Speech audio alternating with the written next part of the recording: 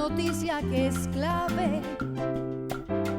Mire usted toda la información. Oiga bien, opiniones que tienen las claves que nos tocan la razón. Oiga usted cómo suenan las claves para entender mejor la información.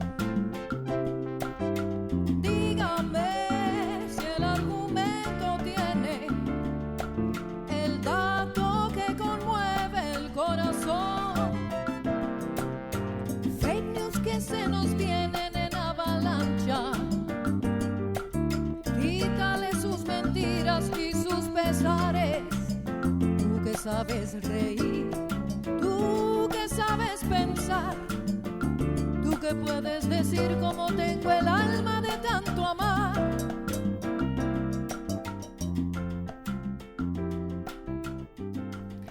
Bienvenidos a Claves, buenas noches, yo soy Beca Duncan y en la mesa de esta noche me acompañan Ariel Rodríguez, Gerardo Esquivel y el querido Fisgón. Vamos a discutir dos temas que están relacionados, que son temas pues, que han circulado mucho recientemente en la discusión pública. Por una parte, los casos de Chihuahua y Sinaloa, que también, aunque son casos con características individuales, están aparentemente vinculados entre sí. Y también pues, estas campañas en contra de los gobiernos de izquierda de Latinoamérica que abren un poco la discusión hacia las campañas de desinformación en un sentido mucho más amplio. Para comenzar con el primer tema, vámonos a ver nuestra cápsula para entrar en contexto. En días recientes ha escalado una controversia de dimensiones políticas, judiciales y diplomáticas derivada de la acusación formal presentada por el Departamento de Justicia de Estados Unidos en el Distrito Sur de Nueva York. El proceso señala al gobernador de Sinaloa, Rubén Rocha Moya, y a otros 9 funcionarios por presuntos vínculos con el cártel de Sinaloa, específicamente con la facción de los Chapitos, bajo cargos de conspiración para la distribución de narcóticos y tráfico de armas. En consecuencia, las autoridades estadounidenses han solicitado la detención provisional de los implicados. Ante este escenario, el pasado 1 de mayo, Rocha Moya solicitó formalmente una licencia temporal ante el Congreso de Sinaloa para separarse de su cargo. Según manifestó el propio mandatario estatal, esta decisión busca facilitar las investigaciones conducidas por la Fiscalía General de la República. En su ausencia, la legislatura local designó a Geraldine Bonilla Valverde como gobernadora interina. Por su parte, la Fiscalía determinó que la solicitud de Estados Unidos carece de elementos suficientes y de la urgencia necesaria para proceder con una detención inmediata, argumentando que, desde la perspectiva del marco legal mexicano, no se han aportado pruebas contundentes que sustenten la petición. Al respecto, la presidenta Claudia Sheinbaum ha fundamentado su postura en la defensa de la soberanía nacional y el principio de presunción de inocencia. Si bien ha enfatizado que su administración no encubrirá a quienes hayan cometido delitos, ha sido categórica al exigir la presentación de evidencias verificables antes de ejecutar cualquier acción judicial.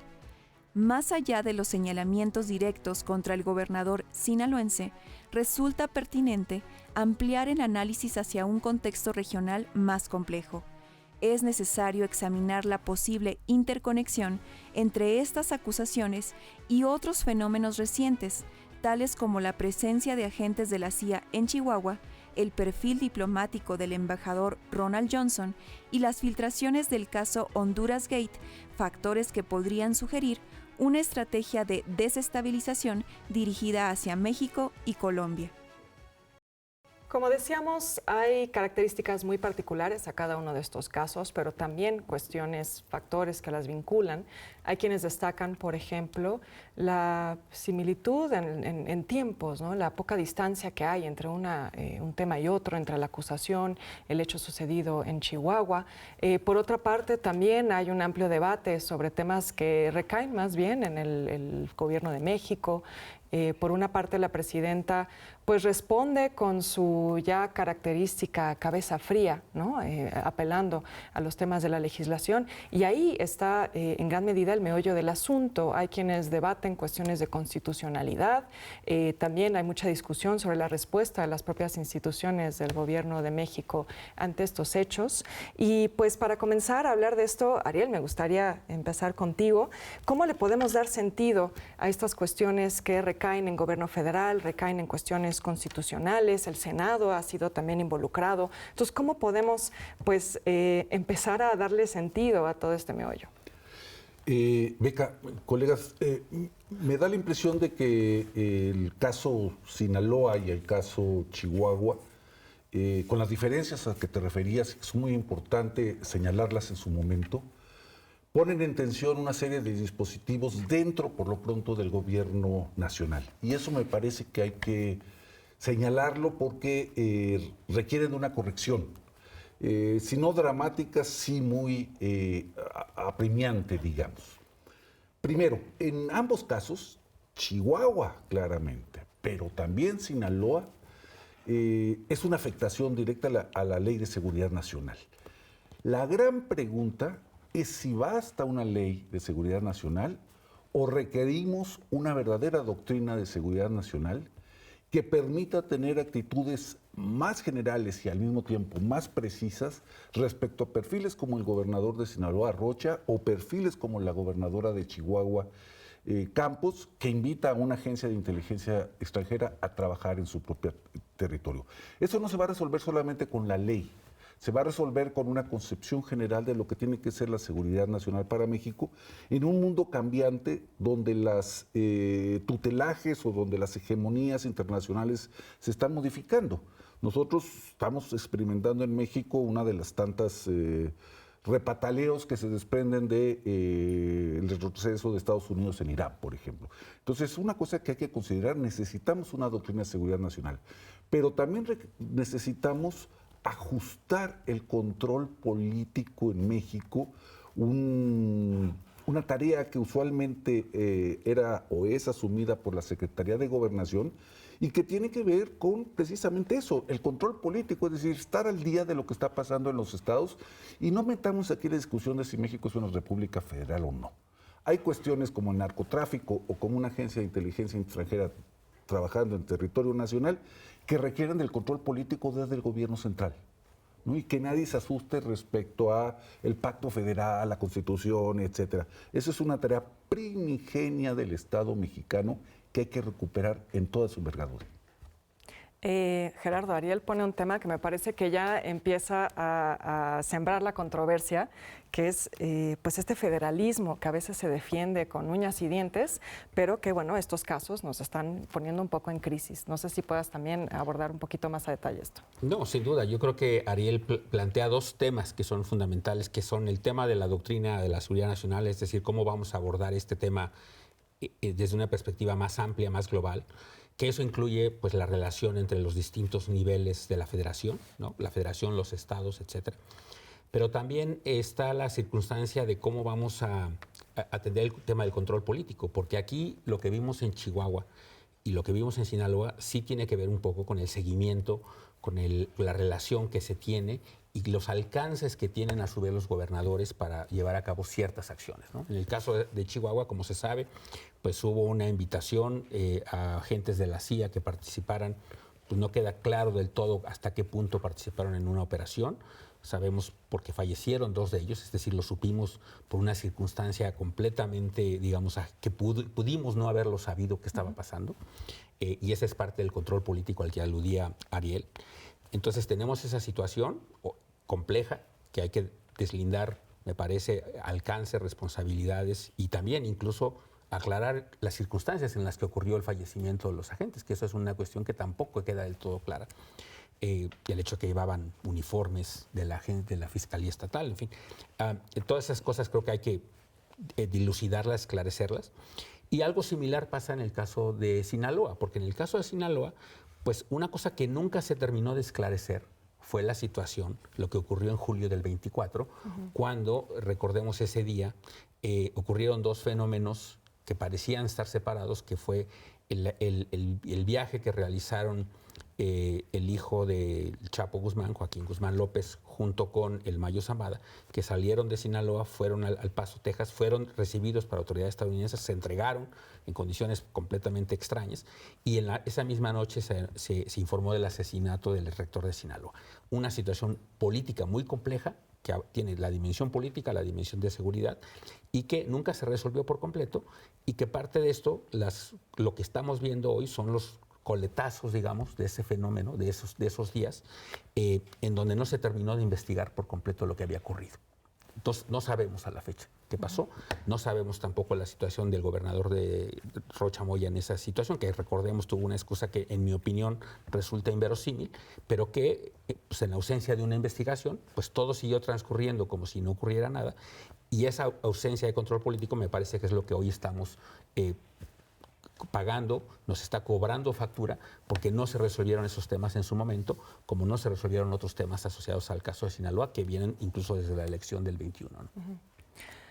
Fisgón, hay un contexto también mucho más amplio, ¿no? A veces creo que pecamos de vernos el ombligo y solo analizar las circunstancias del país cuando vemos estos casos, pero si echamos la mirada un poco más amplia. Sí, esto es de grandes ligas. Exactamente, lo que encontramos es que esto se inserta en un contexto de conflictos globales que van mucho más allá de México. Claro, mira, lo hemos dicho aquí varias veces. Estados Unidos está perdiendo hegemonía a nivel planetario y Estados Unidos acaba de tener un fracaso terrible en Irán, en la guerra de Irán. Y obviamente lo que está haciendo, lo platicamos desde hace semanas, es que Estados Unidos iba a trincherar en América Latina a quien considera sus colonias naturales o sus territorios naturales. Es su destino manifiesto, es el regreso a la doctrina del destino manifiesto. Y lo que hemos estado viendo, tanto el caso de Chihuahua como el caso de las acusaciones contra Rocha Moya, forman parte de una escalada intervencionista sobre nuestro país. Y además, ojo, es una escalada intervencionista que tiene una maquinaria de guerra que está dedicada a las narrativas, que se dedica a meter cizaña entre los mexicanos. Y como parte de esta escalada de guerra, se acaba de dar se acaba de presentar un documento que es muy interesante, que es el Drug Enforcement Policy, son la política estadounidense sobre el control de drogas, que plantea cosas que son muy delicadas y que hablan de esta escalada, forman parte de esta escalada en contra de México. Y, por ejemplo, ¿qué plantean? Plantean que los cárteles mexicanos son organizaciones terroristas extranjeras. Y esto implica que pueden intervenir en México. Habla, entre otras cosas, de que el fentanilo es un arma de destrucción masiva. Dice que ha matado a 100,000 personas, es decir, solo en el último año. Habla de que menciona a México en más de 30 ocasiones este documento. Y lo que estamos viendo es que van a hacer un reforzamiento de la frontera en materia de vigilancia con inteligencia artificial, se van a buscar sanciones financieras. Lo que estamos viendo es el traslado de una política de contención a una política de injerencia. Ariel, de pronto, escuchando a Fisgón, me da la impresión de que a veces los historiadores somos un poco como Cassandra, ¿no? O sea, como que o sentimos que podemos ver el futuro o sentimos que ya vimos lo que viene antes. Porque hay muchas cosas que hacen eco de momentos históricos. Hablaba Fisgón de injerencia en Latinoamérica, de control sobre Latinoamérica, de destino manifiesto. Son cosas que, bueno, desde el siglo XIX hemos escuchado. Pero en particular me interesa tu perspectiva como historiador también sobre el caso de esta injerencia de manera muy específica con la CIA. Sabemos, bueno, que había figuras como David Alfaro Siqueiros, por ejemplo, tenía su teléfono intervenido, o sea, no es nada nuevo tampoco. Entonces, ¿cómo ves esta situación como eco de un pasado, pero también quizá con sus propias características? Yo creo que hay dos o tres cosas. La pregunta es muy pertinente en estas circunstancias, Beca. Uno, La CIA define y defiende los intereses estratégicos de Estados Unidos. No ataca el tráfico de drogas si no es necesario. De hecho, la CIA ha estado involucrada en el tráfico de drogas, en el caso de Irán-Contras, pero también en el caso de Vietnam y en el caso de Afganistán, colaborando con los opositores al régimen soviético, digamos, en la década de los 80. Si ahora está participando o creemos que está participando, como decía Gerardo, porque no estamos seguros, en el desmantelamiento de un laboratorio sobre el terreno, es que hay otro boleto detrás de eso. Es decir, el de los intereses estratégicos de Estados Unidos. Entonces eso hay que dejarlo muy claro porque efectivamente no es la primera vez que Estados Unidos tiene injerencia en los asuntos mexicanos. Hay muchos casos y hay casos incluso documentados, presidentes que fueron informantes de algún personero de la CIA como Díaz Ordaz y Echeverría, que está documentado y no hay ninguna sorpresa al respecto.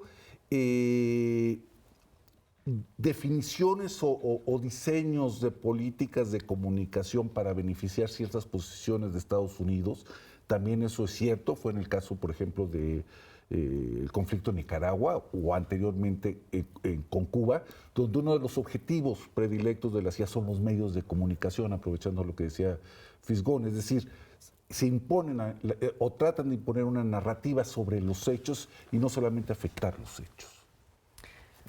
Gerardo, hemos estado hablando de narrativas y creo que también viendo este contexto global, que ya abordaremos un poquito más a detalle en el próximo bloque, de la guerra de narrativas, también es interesante ver cómo se está también construyendo una narrativa de manera local, donde estos dos casos están pues ampliamente politizados. Y me gustaría que también toquemos ese tema porque no es en absoluto menor. Claro. Recordemos que la presidenta, cuando habló del tema, le preguntaron, dijo... enfatizó tres temas, que son verdad, soberanía y justicia. Y yo coincido con lo que dice Rafael en términos de la parte del rol de Estados Unidos. Claro que está esa actitud injerencista, intervencionista, de aplicar extraterritorialmente sus políticas, que es intervenir, y eso implica intervenir en México en estas distintas facetas, a través de la CIA, a través de la construcción de narrativas, etcétera, ahora a través de esta injerencia. Pero también es cierto que debe prevalecer la verdad. Y la verdad implica saber cuál es la responsabilidad de los actores que están involucrados en esta acusación, que es muy seria y que trasciende al gobernador Rocha Moya, porque son 10 acusados. 10 acusados que, claro, lo que genera un conflicto político también y por la politización de la discusión es que está acusándose a un gobernador en funciones. No es la primera vez que se acusa a un gobernador, por cierto, sí en funciones, pero no un gobernador. Pero están otros funcionarios acusados, involucrados. Y siento que, digamos, si bien es cierta la narrativa de la intervención, también es cierto que debemos esclarecer la magnitud y la responsabilidad de esos otros funcionarios que han ido saliendo algunas historias en torno a algunos de ellos que son dignas de investigarse, ¿no? Recordemos que uno de ellos está acusado, un miembro de la policía local, está acusado de asesinar a un agente de la DEA. O sea, eso tiene implicaciones pues serias que se deben investigar, como decía antes, porque lo que debe prevalecer sí es el respeto a la soberanía, sí se deben respetar los procedimientos y los acuerdos que tenemos en esa dimensión, pero también debemos esclarecer la verdad de lo que ocurrió en ese estado y en todo el país, ¿no? Y eso un poco regreso un poco al tema que planteaba Ariel, de entender mejor y no perder los hilos políticos de aquellas entidades que son muy complejas por razones internas, en este caso Sinaloa y también Chihuahua, pero que no debemos perder de vista esos tres temas, ¿no? La verdad, la justicia y también la soberanía. Te veo escribiendo furiosamente, sí, Fisgón. Sí, mira, me parece que es clave lo que acaba de decir Gerardo, ¿no? Es decir, sin lugar es fundamental esclarecer la verdad. Y ahora, yo te voy a decir una cosa. En estos tiempos se ha establecido una suerte de verdad que es líquida, que es totalmente transitoria. Las narrativas cambian cada hora. Y es un hecho que estamos enfrentando una maquinaria de deformación, una maquinaria de desinformación, una maquinaria de construcción de narrativas que no tiene precedente en la historia. Es omnipresente, la tenemos en nuestros bolsillos. Y lo que es un hecho es que Estados Unidos, las verdades más incontrovertibles que yo veo aquí es, uno, Estados Unidos quiere intervenir en México. 2, Estados Unidos ha construido una maquinaria de narrativas y de mentiras y utiliza estas narrativas como parte de las operaciones psicológicas para intervenir en otras naciones. En el próximo bloque vamos a hablar de cómo efectivamente esto se está aplicando ya en serio.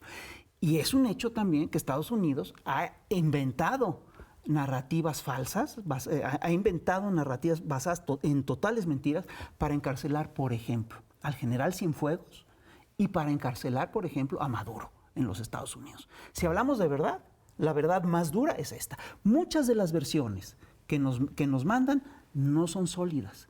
Por ejemplo, nos dicen, no, que Rocha Moya, que si participó, que si no participó en el secuestro del Mayo Zambada. Perdón, la verdad de fondo ahí es que Estados Unidos buscó desestabilizar el estado de Sinaloa desde hace rato. Y el procedimiento para desestabilizarlo fue el secuestro del Mayo Zambada, entre otras cosas. Y las versiones que tenemos de que Rocha Moya está involucrada, las tenemos por una versión que da el Chapo Guzmán de algo que le dijeron a él. Entonces sí tenemos que revisar, ¿sí?, que dentro de todo esto, ¿dónde queda la verdad y dónde queda la mentira? Por supuesto que tenemos que revisar la actuación del gobierno y de los funcionarios mexicanos. Pero aquí lo más importante, lo que pesa, es la intención de los Estados Unidos. Y tenemos que revisar, la actuación de Ronald Johnson. Porque Ronald Johnson viene y hace toda una serie de acusaciones, y la acusación que tenemos aquí en contra de la que presentó contra Rocha Moya es totalmente insustancial. Esa. Otras no. Pero sí tenemos que revisar todo esto. Nos queda tiempo para una rápida reflexión de 1 minuto cada quien. Entonces, comenzamos contigo, Ariel. Sí, yo creo que el momento es sumamente delicado.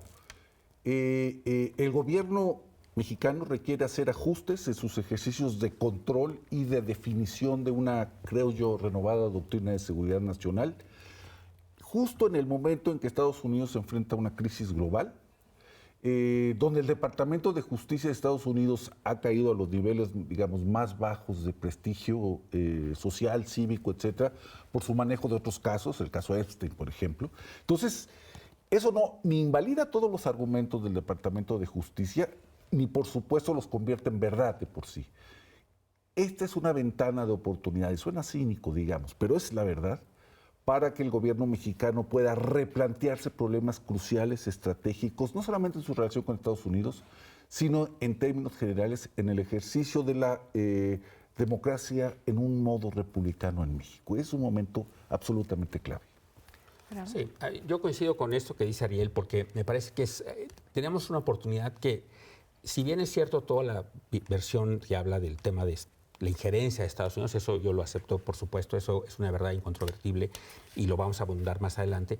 También es cierto que hay dudas respecto a ciertos actos y comportamientos, ¿no? No solo son acusaciones verbales, no solo son denuncias de criminales involucrando a funcionarios mexicanos. Es un hecho incontrovertible que el día que se fueron el hijo del Chapo y el Mayo Zambada a Estados Unidos, mataron a un líder político opositor de Rocha Moya, y hubo un montaje denunciado por la Fiscalía General de la República que implementó la Fiscalía Estatal de Sinaloa, y por eso renunció la Fiscalía Estatal de Sinaloa. Eso es lo que ameritaba haberse investigado, y eso es lo que creo que no se investigó en su momento. Y hoy eso abrió la puerta, tristemente, para este tipo de acusaciones. Entonces, sí creo que por eso lo que requerimos es lo que decía Ariel, que es un momento de una oportunidad para replantear algunos temas y empezar a reconsiderar qué vamos a hacer hacia adelante. Porque yo creo que esto puede ser el inicio de una escalada, como ya lo dijo Rafael. Y la pregunta es cómo vamos a hacer frente de aquí en adelante con esos temas. Y yo creo que ese es el reto que va a tener el país hacia adelante. Sí, yo creo que la escalada está. Y ocurre una cosa muy curiosa. Es decir, el aparato mediático que tenemos enfrente tiene la enorme capacidad de crear héroes y de crear villanos con una velocidad asombrosa.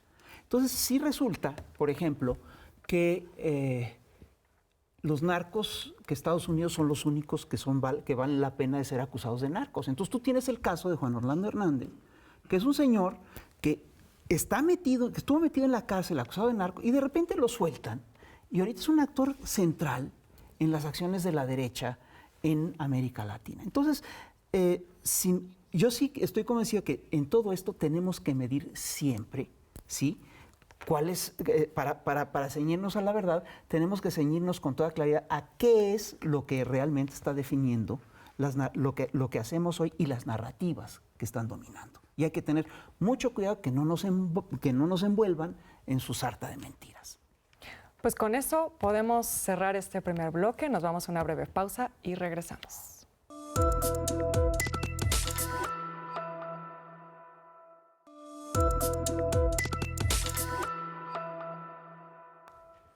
¿Qué tal? Estamos de regreso en este segundo segmento de su programa Claves.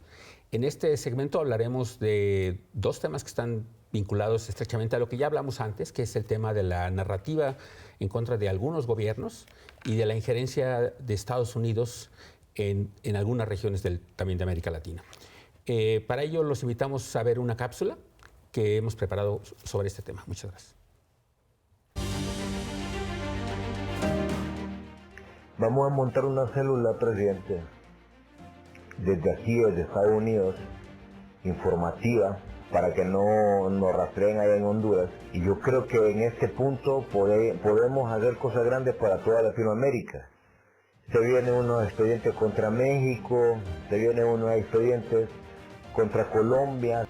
Lo que acabamos de escuchar es uno de los extractos de alrededor de 37 audios filtrados y publicados por Diario Red, los cuales evidencian una trama de injerencia política y desestabilización denominada Honduras Gate.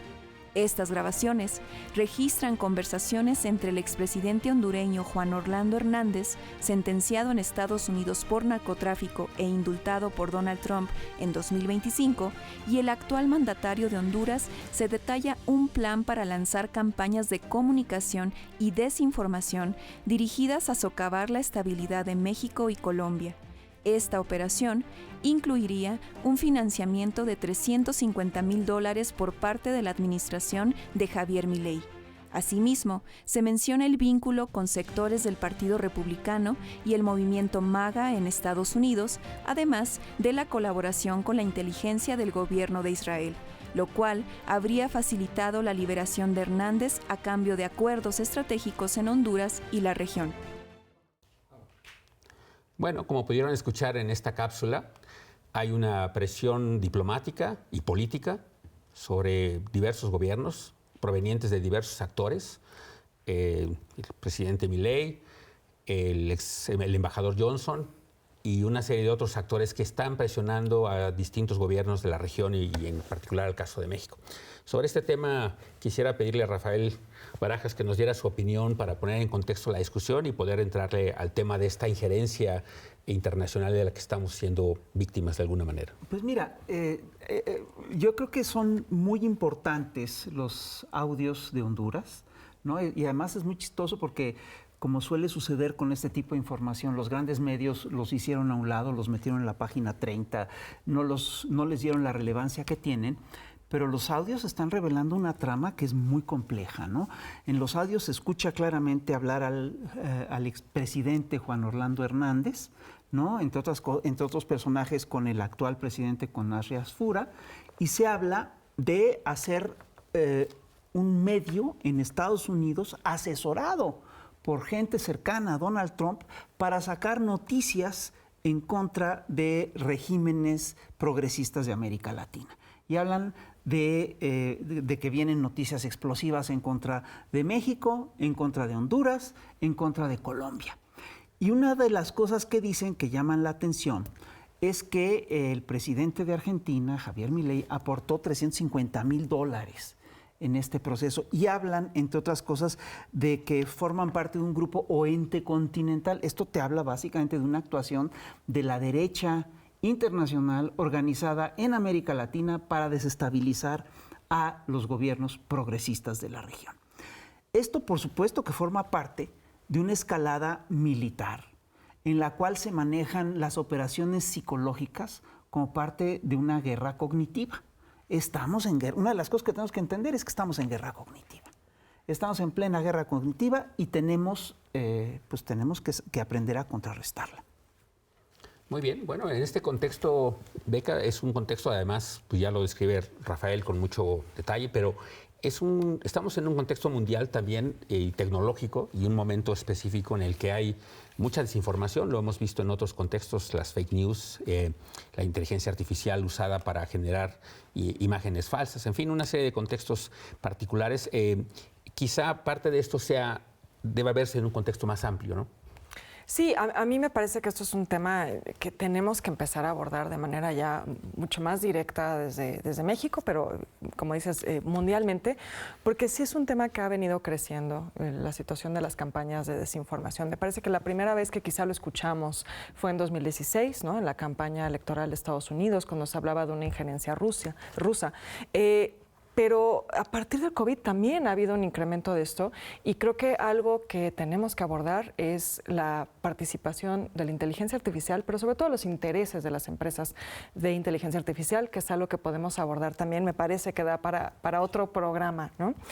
Yo traía algunos datos sobre esto porque sí me parece que es un tema nodal a nuestra realidad actual. Por ejemplo, hay un estudio de la UNESCO que habla que desde 2023 el 40% de los usuarios en redes sociales de Estados Unidos solamente vieron información falsa sobre el COVID. Actualmente, 50% de los usuarios de redes sociales en al menos 20 países consumen como su principal plataforma de información, sobre todo de noticias, las redes sociales, ¿no? Entonces ahí también vemos un problema serio donde le estamos dando una enorme credibilidad a lo que estamos consumiendo y viendo en redes sociales, que no siempre es real, ¿no? Para 2025, 4.8 mil millones de personas fueron expuestas a desinformación en redes sociales. Y también hay estudios que hablan de una maquinaria que, bueno, desde luego que no es sorpresa para nadie, pero ya hay, digamos, más datos al respecto de ciberataques, campañas de bots, y estamos hablando de un financiamiento que se calcula en 2.6 mil millones de dólares anualmente a estas campañas de desinformación por parte de gobiernos de distintos países, pero también de empresas privadas, ¿no? Entonces, esto es algo que tenemos que empezar a atacar, es algo que tenemos que empezar a generar también una política pública. Hay que regular estos temas también. Me parece que ahí ha habido una omisión de autoridades de no entrarle a una regulación de inteligencia artificial, incluso también de redes sociales. Y nada más concluiría diciendo que hay un filósofo alemán, Marcus Gabriel, que habla mucho de esto, de que también los estados tienen que entrarle a los temas de redes sociales, porque no podemos entregar la función de plaza pública a empresas privadas transnacionales, que es lo que está sucediendo con las redes sociales. Muy bien. Bueno, como se puede ver, es un tema que puede vincularse a la parte de la política, digamos, los intentos de injerencia de gobiernos o personas de derecha que usan los mecanismos a su alcance, que incluyen todos estos elementos que ya describió con detalle Beca, y que tienen como objetivo desestabilizar a ciertos regímenes o ciertos gobiernos progresistas de la región. Recordemos que ya quedan en este momento pocos gobiernos de carácter progresista en la región. México, por supuesto, es uno de ellos, Colombia, Uruguay y otros países, pero en general están siendo víctimas de este fenómeno, ¿no? No sé si quisieras abundar en el tema, Ariel, para seguir con la discusión sobre esta presión injerencista y diplomática. Yo creo que hay 3 o 4 cosas que se desprenden de lo que ahora ya se empieza a llamar el Honduras Gate, ¿no? Que me parece que son muy pertinentes para la circunstancia mexicana, pero también en sentido más amplio. Primero, parece que hay una internacional de la derecha, ¿no? Se habló de la internacional socialista, de la internacional comunista en su tiempo, etcétera. Algunos hablaban de la internacional populista recientemente. Bueno, lo que es un hecho es que existe una internacional reaccionaria, obviamente regenteada, donde Estados Unidos es hegemónico, pero que no responde solamente a las condiciones de Estados Unidos, sino que recoge también muchos intereses y pulsiones de los países como Argentina, como Honduras mismo y en Europa claramente, que logran converger, que les gusta converger en un proyecto de esta naturaleza. Ese es un asunto muy importante. Pero quizás el asunto verdaderamente trascendente, por ejemplo, en momentos en que se está negociando el tratado comercial o una nueva versión del tratado comercial con Estados Unidos, es cómo va habiendo un desplazamiento, aparente al menos, de los problemas del comercio, de la inversión extranjera, etcétera, hacia la ideología. Eso puede ser una falsa impresión de parte mía o puede ser un intento desaforado de parte de algunos actores económicos de darle forma a la economía a partir de planteamientos ideológicos, lo cual va contra la lógica misma del capitalismo. El capitalismo es mucho más libre para hacer acuerdos, etcétera, que estar enclaustrado, enchamarrado, amarrado a un determinado planteamiento ideológico. Y yo creo que lo que está haciendo Estados Unidos y los actores aquí es fundir lo ideológico con lo económico, creyendo que es un solo proyecto. Ahí hay muchos peligros para países como México, pero también muchas, yo diría, oportunidades, ¿no? Para separar y plantear, no solamente en términos del tratado comercial, ese no es el punto, sino en términos del desarrollo de cada uno de los países. Estamos ante un regreso bárbaro de la ideología que en el fondo también, y con esto acabo, amarra una alianza que para todo el mundo es evidente. Que el vocero de genocidio en Palestina y en Líbano y de la guerra con Irán en América Latina es Milei.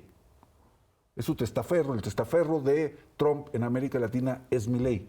Y hay muchos peligros en amarrar otra vez los proyectos económicos, de cooperación, de intercambio comercial, de globalidad, de lo bueno que podría tener este término, a proyectos que están absolutamente intoxicados de ideología. Bueno, pues entonces es más complejo quizá de lo que podríamos pensar a primera vista, porque está mezclado lo ideológico, ¿no? Estos temas de la derecha contra los gobiernos progresistas, está lo económico, que obviamente hay muchos intereses económicos detrás de todo esto, y está lo tecnológico, ¿no? Están estos grandes líderes de los sectores tecnológicos que dominan y que ahora con el tema de la inteligencia artificial se han vuelto también extremadamente influyentes y poderosos en la generación de estas narrativas, ¿no? Claro. ¿Qué nos quieres comentar? Está muy interesante lo que estás planteando, porque efectivamente hoy tenemos que los hombres más ricos del mundo, todos son dueños de una plataforma digital. Elon Musk es dueño de X, Bezos tiene Twitch, el otro tiene Facebook, Mark Zuckerberg tiene Facebook. Entonces, y estos personajes además tienen una ideología personal, ¿no? Tienen posturas políticas muy claras. No se nos olvida nunca a Elon Musk haciendo el saludo fascista en un evento de Trump. Y aquí lo que está ocurriendo es que lo que estamos viendo es cómo la derecha se coordina a nivel global, que es lo que decía Ariel. El viaje que acabamos de tener de Isabel Ayuso a México no es casual, forma parte de todo este proceso. En las cintas de Honduras se revela una cantidad de información fantástica.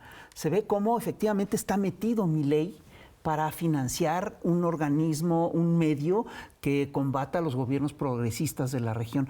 Se habla de que Netanyahu es el que le paga la fianza a Juan Orlando Hernández para que pueda salir de la cárcel. Estás hablando de una derecha que se coordina a nivel internacional y que tiene en las redes sociales y en la inteligencia artificial un aparato de divulgación de su proyecto que es muy claro, que es muy virulento y que además utiliza la inteligencia artificial como una herramienta de control sobre la población y lo utiliza con fines militares. No se nos olvide el documento que vimos aquí en algún momento, que es el memorándum de Marco Rubio, en el que Marco Rubio le ordena a todos sus embajadores actuar de manera coordinada y armar grupos de choque mediáticos, ¿no? Grupos de tarea mediáticos en cada país para defender los intereses de Estados Unidos. Les pide que se coordinen con el Departamento de Operaciones Psicológicas del Pentágono y que lo hagan a través de la plataforma de X. Es decir, todo lo que hizo Ronald Johnson aquí en México, en Chihuahua y en Sinaloa, está ligado a estas lógicas. Estamos ante una embestida imperial y la guerra es esencialmente una guerra de medios, es una guerra de narrativas, es una guerra de mentiras, ¿no? Y eso es lo que tenemos que combatir. El escenario es muy claro, el campo de batalla es nuestra cabeza. Muy bien, bueno, muy interesante lo que plantea Rafael, y yo creo que efectivamente tenemos los audios, lo que revelan es la existencia de mucho más coordinada de los movimientos de derecha en el mundo, que no es una cuestión de una visión conspiranoica, están registrados esos audios donde se hablan de estas relaciones que acabas de describir y que además tienen, como ya lo planteas, este megáfono de amplificación del mensaje a la sociedad, a través de las distintas redes sociales y de los distintos mecanismos a los que ellos tienen acceso y control, y que pues se combina con la información que nos dabas, Beca, en el sentido de la cantidad de gente que se informa por estos medios, ¿no? Y que han dejado de informarse por otros medios más tradicionales y que quizá no tienen tanto acceso a mecanismos donde se difundan estos tipos de información, y que entonces eso escala, digamos, la magnitud de esta visión, digamos, ideológica en contra de ciertas visiones del mundo de una naturaleza más progresista, ¿no? No sé si quieras un poco terminar de redondear esa Sí, reflexión. bueno, me parece muy fuerte la propuesta de Fisgón, pero muy atinada de que el campo de batalla es nuestra propia cabeza, ¿no? Así Porque es. efectivamente pues la propaganda siempre ha apelado a las emociones, pero ahora lo vemos de una manera exacerbada. Y yo insistiría mucho en que tiene que haber una respuesta también desde la política pública, de alguna manera, ¿no? No podemos simplemente permitir que esto siga sucediendo. Por ejemplo, hay países que cuentan con programas de como alfabetización mediática, que me parece muy interesante, ¿no? Es decir, que jóvenes, infancias, desde niveles bastante básicos de educación primaria, por ejemplo, reciben una educación que les permite identificar campañas de desinformación, que les permite identificar la propaganda, que me parece que eso se vuelve cada vez más necesario, ¿no? Es decir, tiene que haber una respuesta a esto que no solo sea en lo político, digamos, en la respuesta que pueda haber, que es desde luego pertinente a este tipo de injerencia, en un plano más de declaraciones políticas, sino que tenemos que encontrar maneras de combatirlo, ¿no? Y de preparar a la población para esto, que me parece que es la punta del iceberg, que viene mucho más fuerte.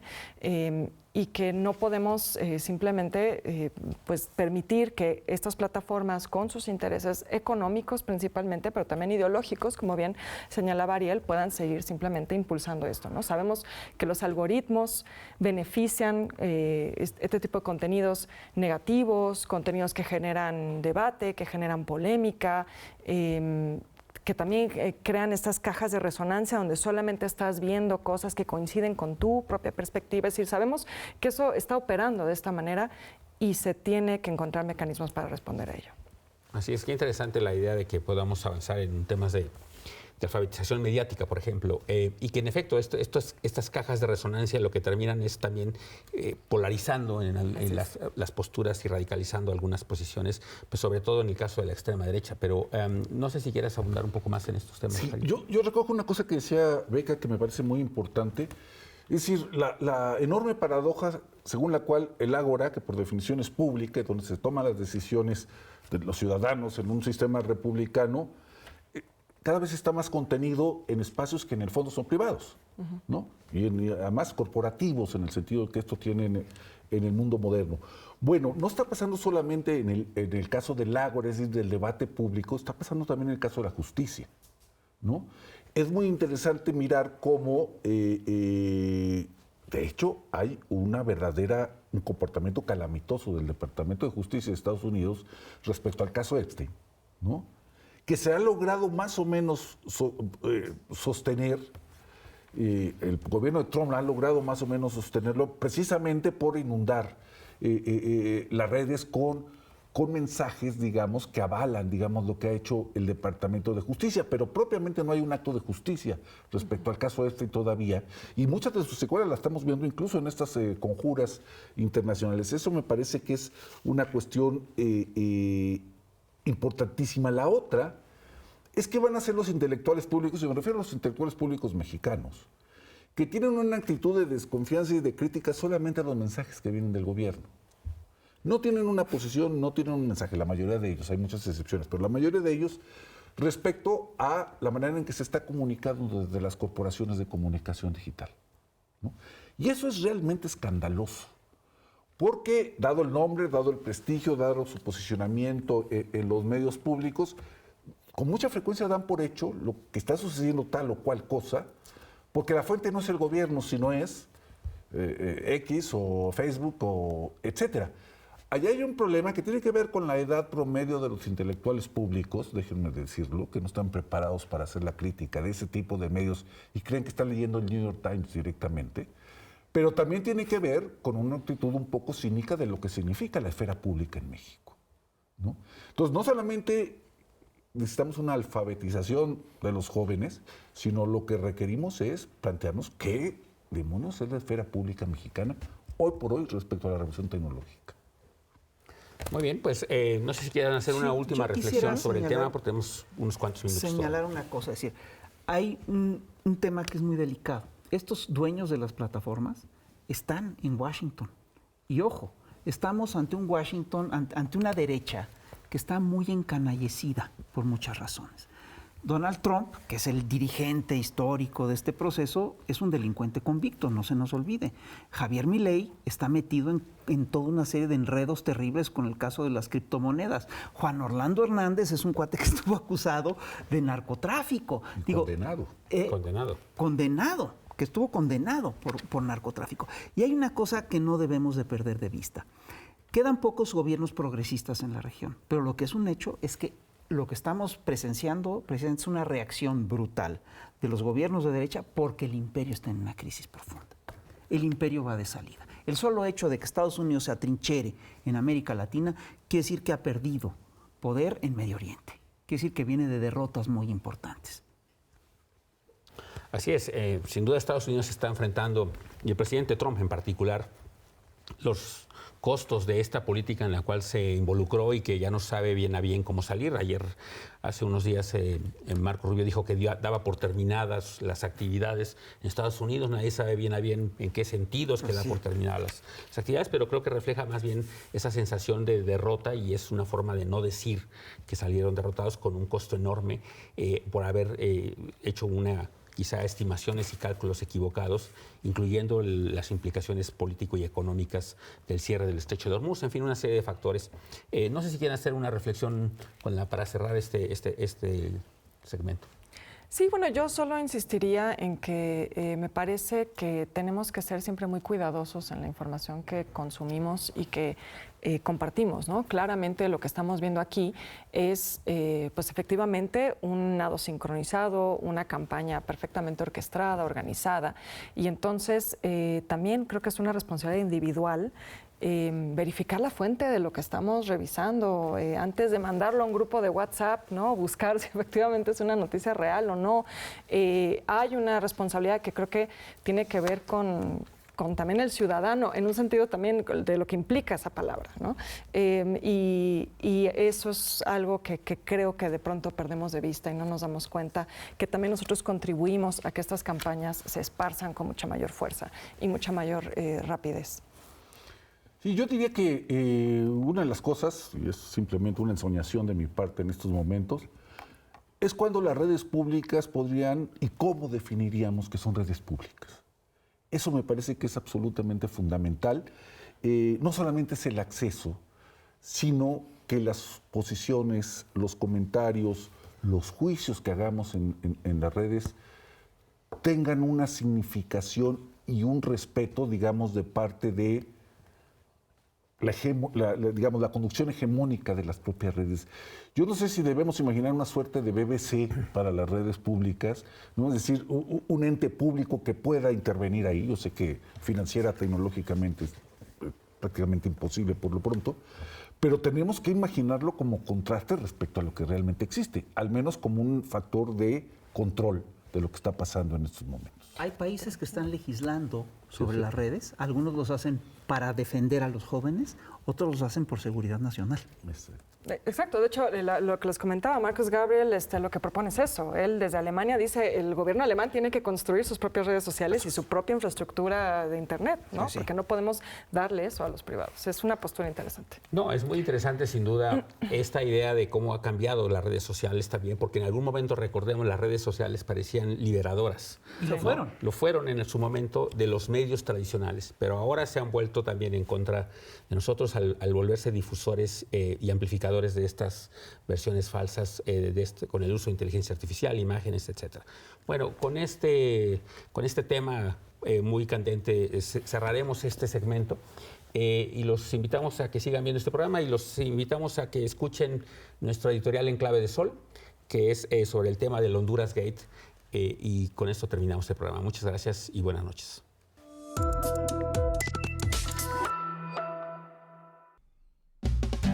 Desde Amanalco, para toda la gente que